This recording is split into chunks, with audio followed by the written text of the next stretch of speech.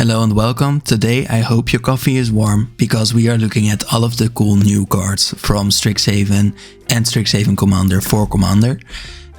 We will be looking at all the cards that add new concepts, all the cards that add something new to a deck or to an archetype. And we are starting off with a banger as always. Because the first one is a reoccurring demonic tutor. Emeritus of Woe shows us the Witherbloom desire to make things die.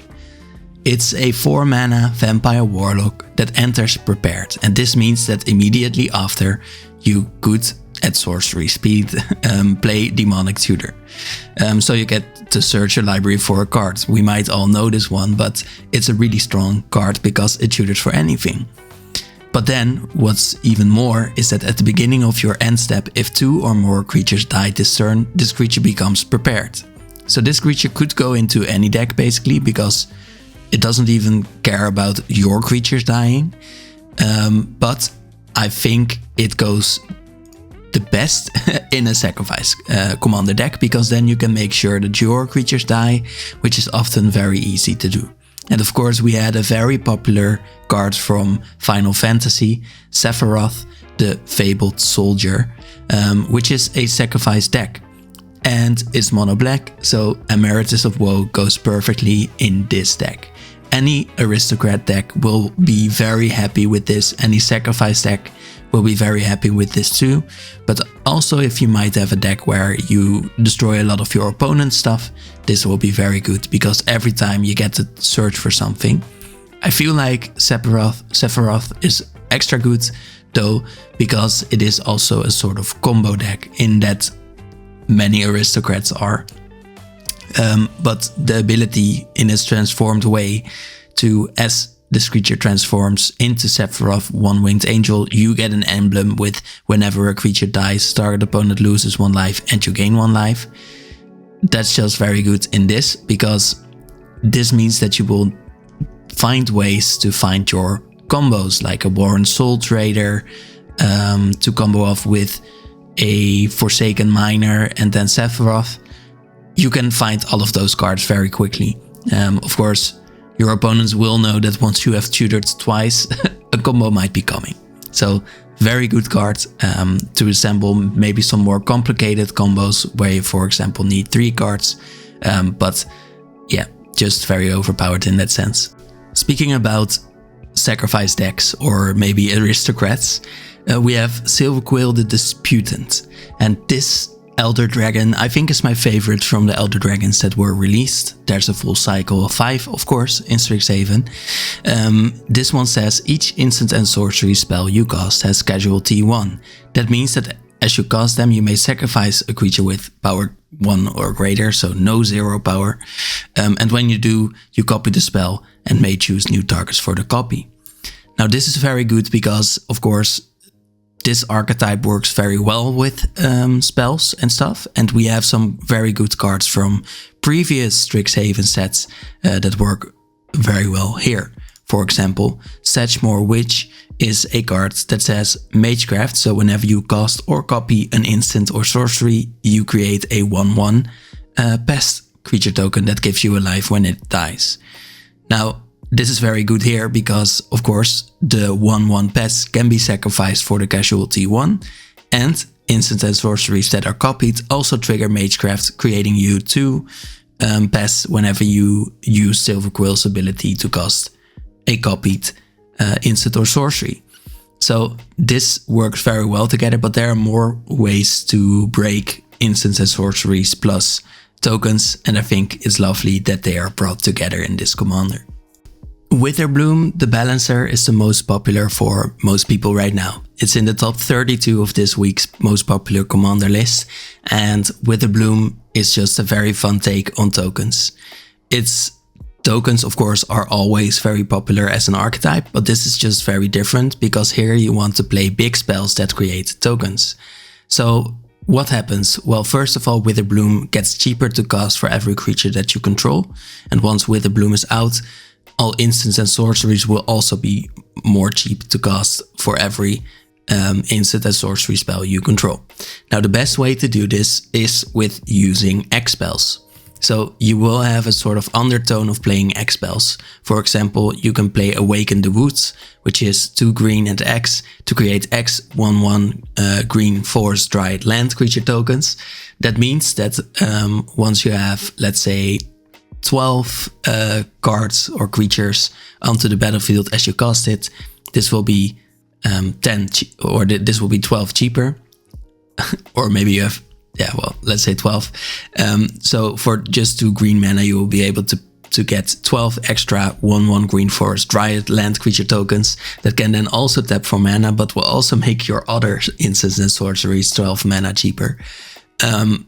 Anything that is an X spell works very good here, or very big spells that create a lot of tokens. So for example, Army of the Damned is 8 mana usually to create 13 tapped 2/2 black zombie creature tokens, and that could just cost 3 black mana to create 13 tapped creature tokens that will then make your next spells 13 mana cheaper to cast. So this works very well. Colorless, very big instants and sorceries also work very well, because then you can sort of combo off further. I haven't really seen that in lists yet, so go ahead and do it.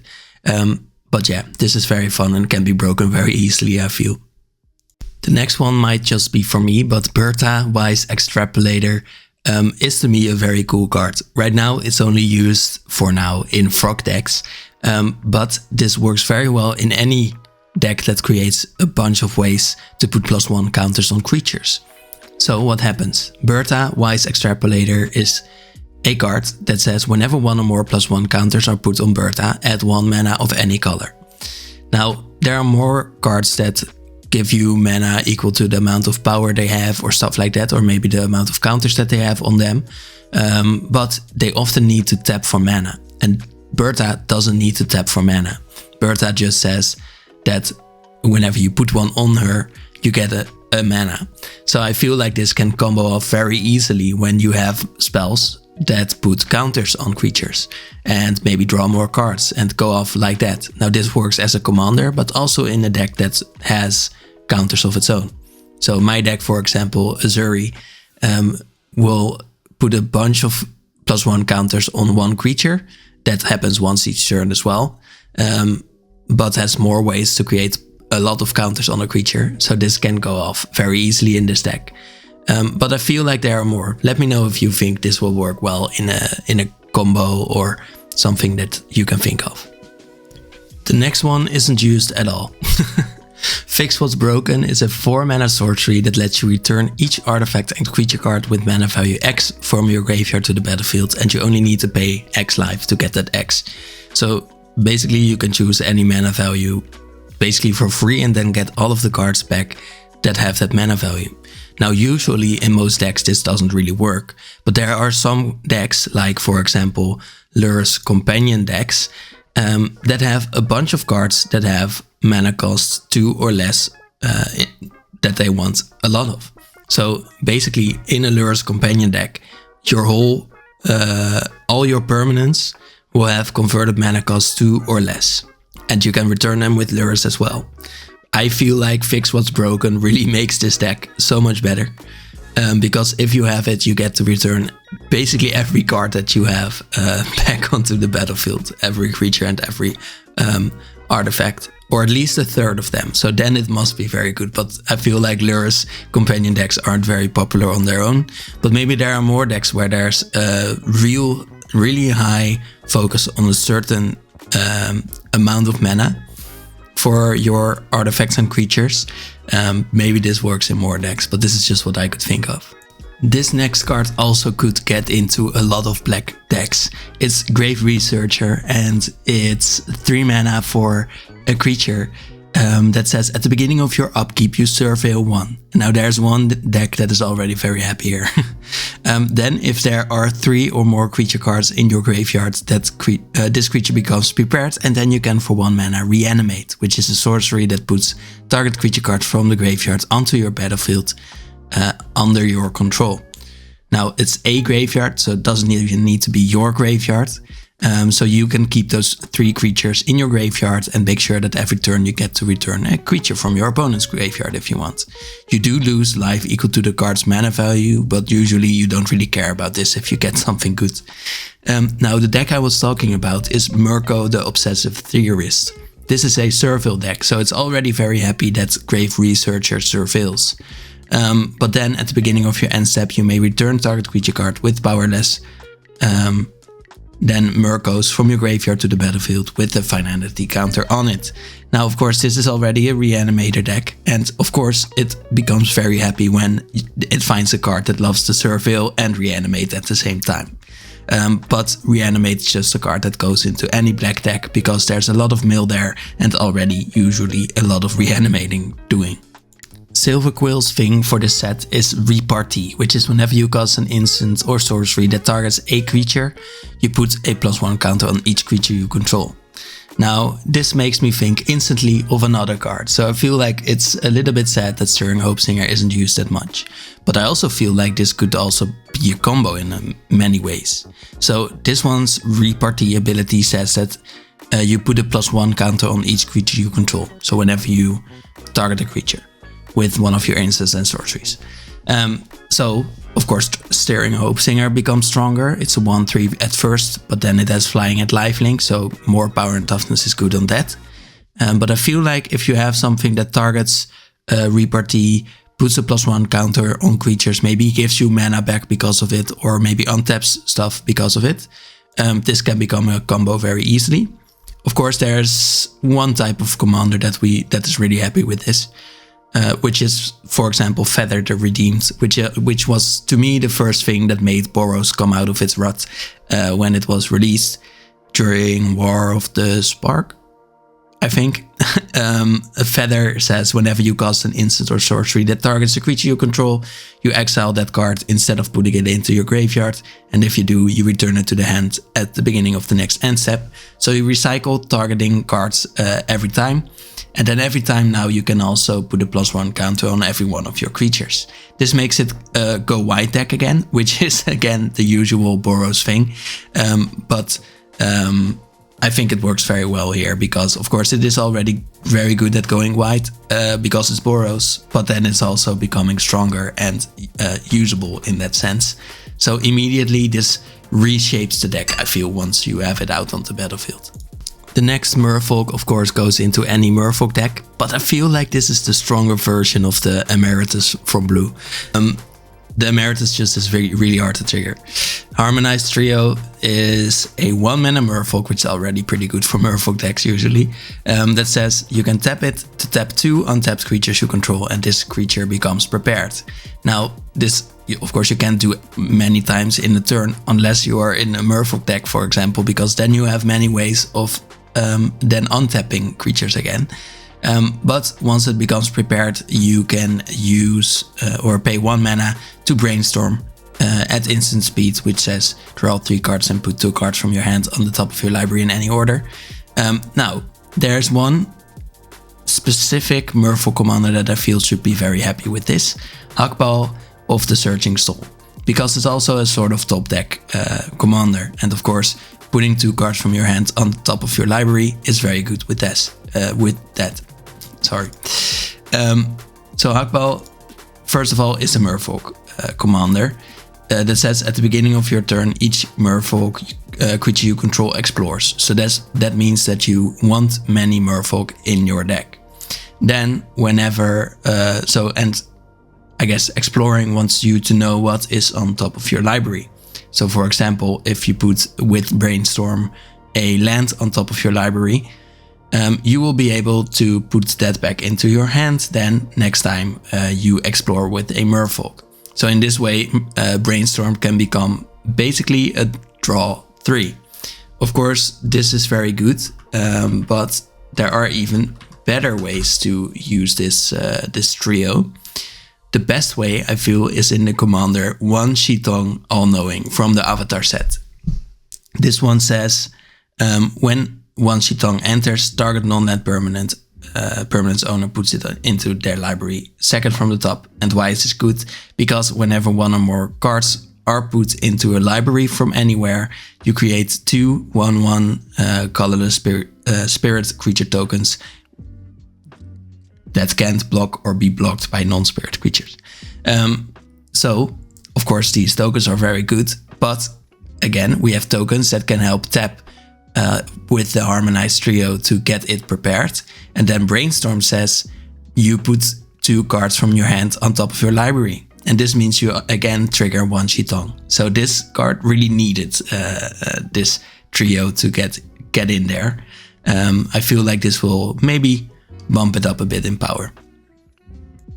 The next one is pretty simple and works in Spellslinger decks. It is a 4 mana artifact, Resonating Lute, that says lands you control add 2 mana if you spend this mana to cast instant and sorcery spells. Now, I feel like this will be put into every Spellslinger deck eventually. Definitely, as once you have 7 or more cards in your hand, you draw a card as well. So yeah, I feel like this will go perfect into any Spellslinging decks, and that's just it. Primo the Unbounded is one of the cards from the Secrets of Strixhaven Commander set. And these 5 decks that have been released all go into existing decks and archetypes. But Primo is a little bit more specific, which I think makes it even better. So Primo says for 2 green, blue and X, you get a Fractal Wolf that is a 0/0 that enters with twice X +1 counters on it. So 4 mana means a 2/2, 5 mana means 4/4.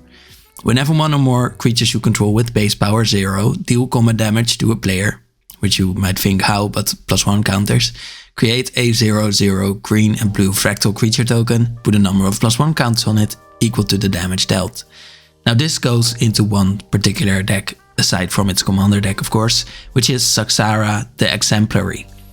This commander already wanted to work with X spells. It's an X spell commander. It says whenever you cast a spell with X in its mana cost, you create a 0/0 Hydra, and then put X +1 counters on it. So it's basically the same, which means that it goes very well together.